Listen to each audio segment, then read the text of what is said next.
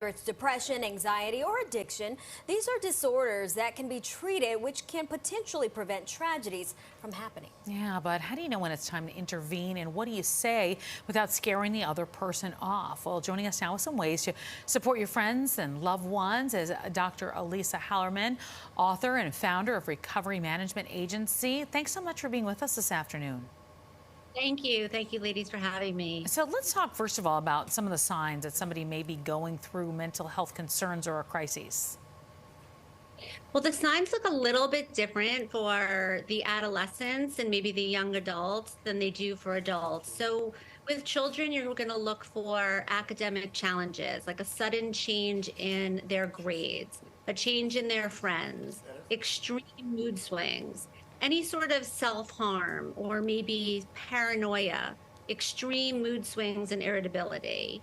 And for the adults, it's going to look a little bit like they're having some issues at work. Maybe they're legal issues. They're not keeping their appointments. They're not showing up on time.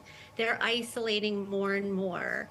And they're really unable to follow through with any of their tasks, any of their passions, or any of their responsibilities. And obviously, if there's any substance abuse that seems more elevated, you're going to want to look at that as well. Okay, so doctor, how do we know when it's time to do an intervention? Oftentimes we see these done in kind of an ambush style, but is there a more gentle approach to do this? Absolutely. That sort of surprise party intervention is definitely called for at times. But in my experience, anybody that is in the throes of addiction or in a mental health crisis does not want to be there. So you really have to remember that there's these windows of opportunity that you might be able to have a conversation with that person. And sometimes asking for permission to have a serious conversation and allowing them to say yes will let the barriers come down. And you want to have a heart-to-heart conversation. It's not to say, especially when it comes to mental illness, is a little bit more difficult than if it's just substance abuse in intervening.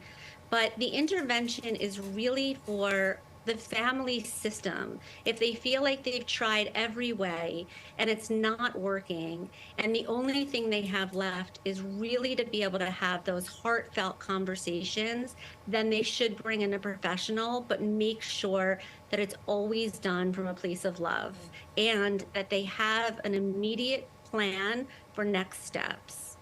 So what do you say to somebody who may be struggling with mental health issues?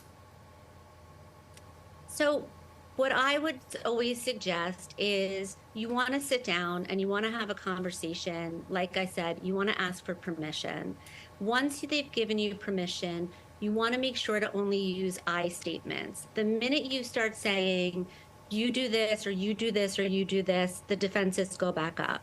But if you can speak from your heart with compassion and empathy, and then offer actionable steps. Here's a phone number I got. Here's a place that I looked at. Would you like me to go with you to this meeting? Would you like me to make this appointment for you?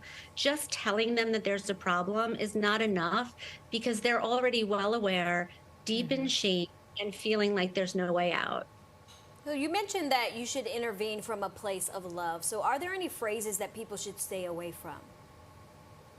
Anything that feels blaming or shameful. I think the biggest misconception is that the intervention is a moment of being able to work through family systems work and be in therapy.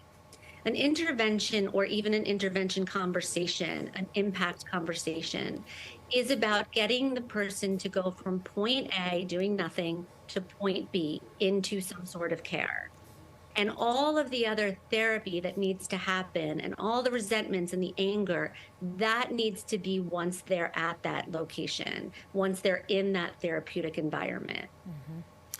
Doctors, thanks so much for being with us this afternoon. It's so important to keep talking about this and also have some ways to take action as well. So we appreciate you being on the show.